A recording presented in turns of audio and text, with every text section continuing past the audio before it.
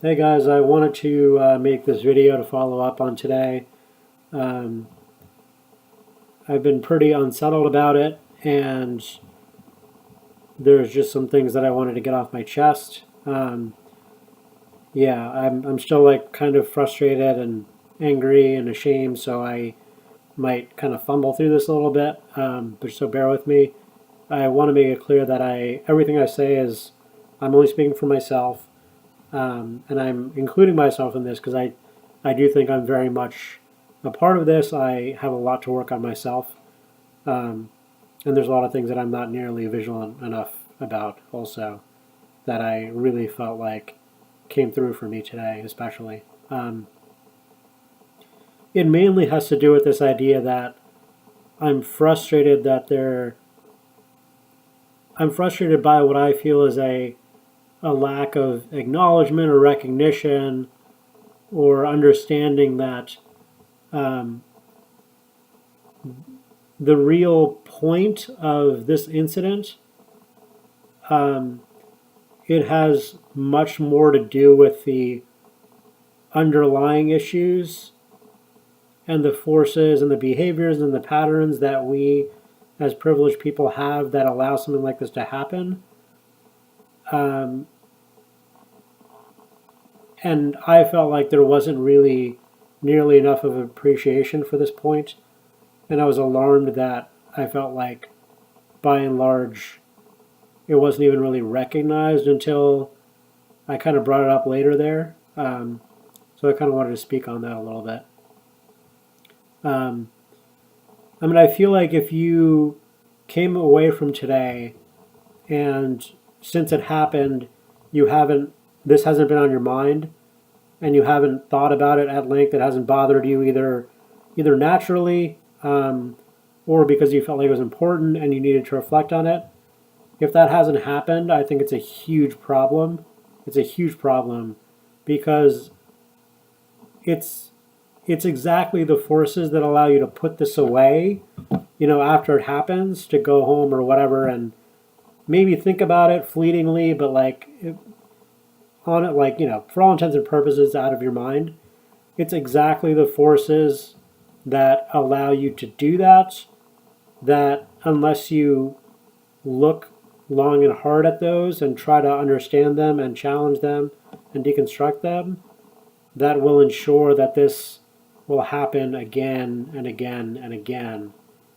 And which is a large part of the reason that black people who bring this up whenever it is actually brought up are so fucking exhausted by it because they know that those deeper forces aren't being acknowledged or worked on, and that this is being treated as a moment or something that can be addressed and moved on as like a single incident.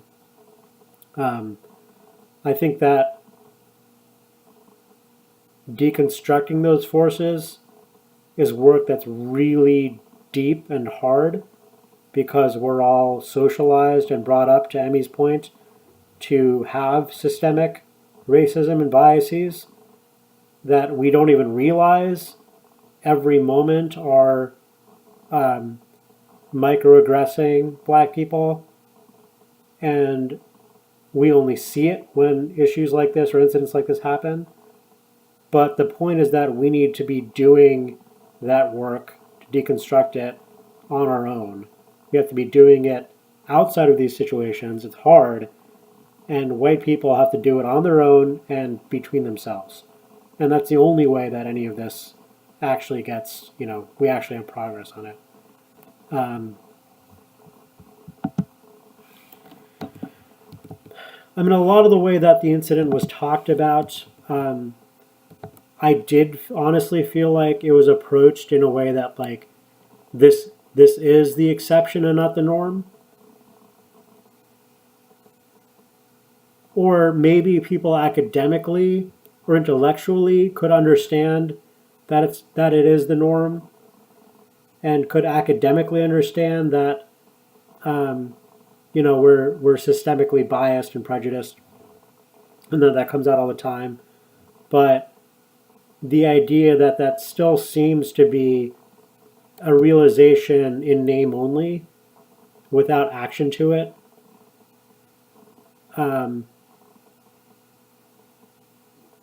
Because if I feel like if that were really appreciated, then it would not have taken that long into the session for that to be brought up. I mean, I was kind of like waiting to see what would happen, but the things that I was feeling, the idea that like 99.99% of this was not about Nina and Carla, it wasn't about this situation, it was about challenging all of the preconceptions we have that we're blind to, that we need to do work to unearth.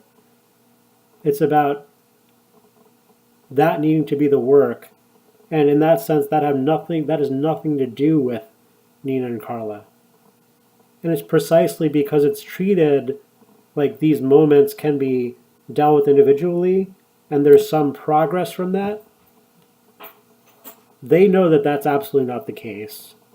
And so no wonder they're exhausted, because when this is brought up, because those things aren't addressed, they know it's going to happen again. And it's exhausting.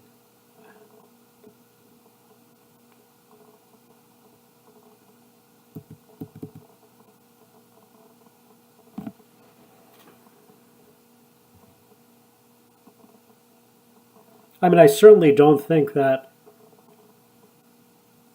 while this might have been a more like unique case in the sense of there was a more explicit term used, again, I just have to come back to this idea that like this kind of thing happens all the time. All the time. And I would be shocked if I don't do or say things that are similar. That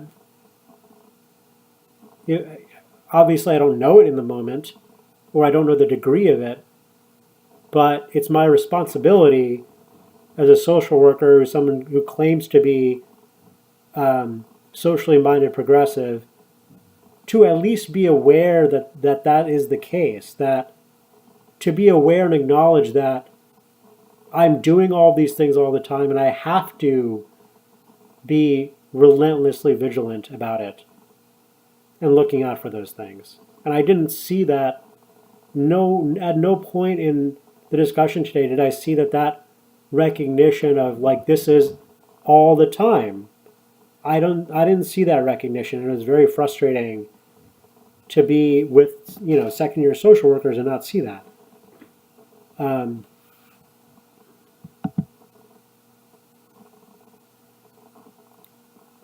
I think this is also, it explains a lot of why black people are so exhausted and frustrated about this, because I mean, look what happens. They're getting microaggressed endlessly. When it does come up, it's likely them that are bringing it up, either because they do it, with the professor privately, or they just can't handle it and they break down in class or whatever. In doing that, what happens? Like we go to class, from the very start of the discussion, those forces that cause these things to happen, the black people in the room instantly see that these things aren't being like that those forces, the idea that this is like a baseline way of thinking that's internalized that needs to be deconstructed, they see that that's not being addressed, or that's not instinctively acknowledged. They see non-POCs that are trying to provide them sympathy for this one incident, or apologies, or soothing. They see non-POCs that are kind of trying to explain themselves or give reasons why they, circumstantially did what they did, or didn't take action in class. They're seeing non-POCs that are holding each other's, regret or sadness or shame or frustration. They're seeing non-POCs like try to create safeguards for that specific class, or like, how can we make this better or safer or do better by Nina or Carla? When in fact, 99.999% of this has nothing to do with Nina and Carla. And they know that.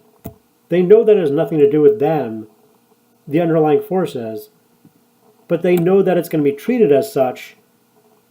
They have to sit through this processing session with a bunch of white people, knowing that the core issues aren't being addressed, knowing this is going to happen again. And then it's more likely that they have to hold the emotions of the white people.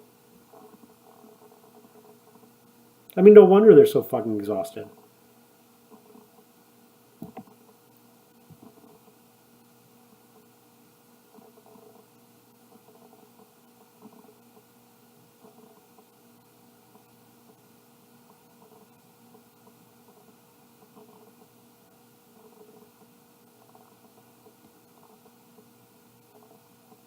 I'm not saying that I think I fuck up a lot.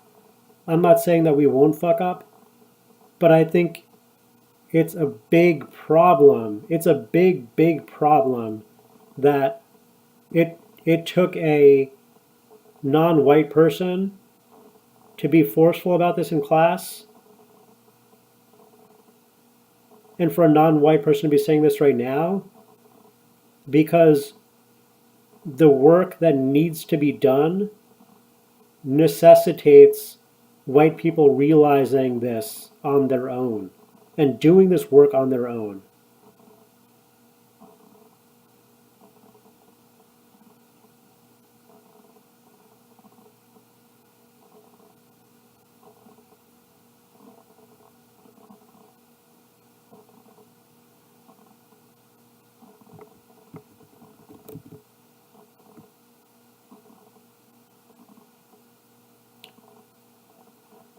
I'm certainly not trying to call anybody's intentions into question here, but at some point, like meaning well or not wanting to do harm, at some point that excuses it doesn't it loses it doesn't we're beyond that. We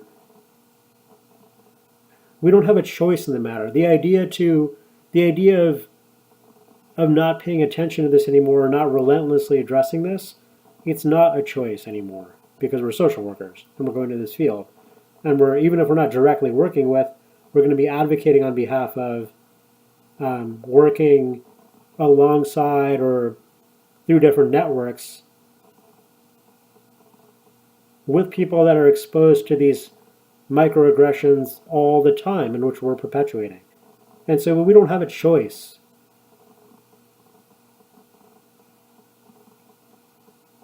So we have to be the people that are questioning ourselves every moment of every day. We have to be the ones that are pushing other social workers to do so.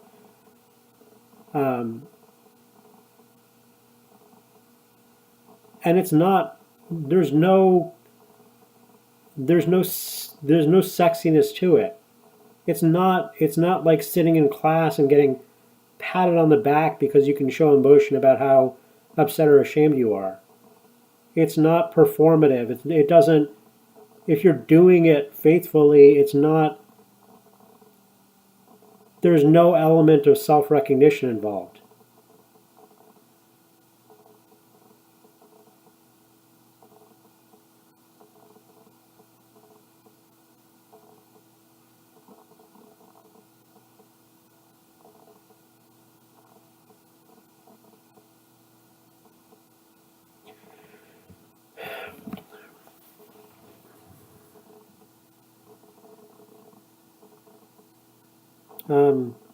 I know I've probably been a little bit all over the place.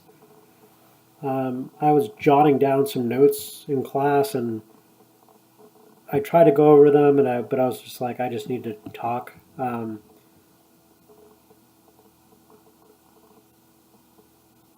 If anybody wants to talk about this more, I'm more than happy to. Again, like I feel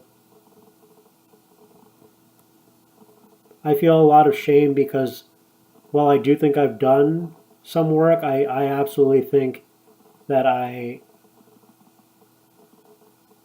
could and should be doing a lot more. And there have absolutely been times where I take this all for granted, and I'm content just leaving it as a class session. I'm content just leaving it as another thing to process and get emotional over, and you know, just be occupied by in the moment and then move on in a way that does nothing for actual progress.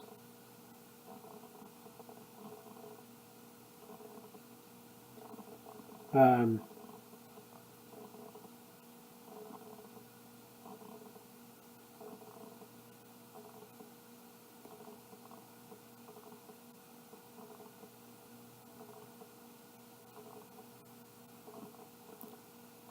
I think that's pretty much all I have to say for now. Yeah, if anybody wants to talk to me more or share their thoughts, I'd love to hear them. Thanks.